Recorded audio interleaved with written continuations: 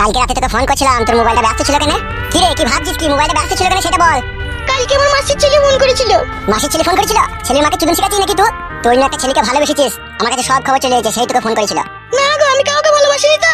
আমার এই বুকের ভিতর থেকে যদি কলজিটা বুকের ভিতর থেকে বাই করে তোর হাতে দিয়ে, তাও তো কেলাচুদি মাগির মন পাবো না রে আমি। আসলে তুই মাগি সত্যিকারের ভালোবাসাই বুঝিস না।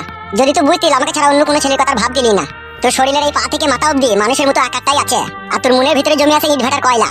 তাই আমার মনের কথাটা শোন।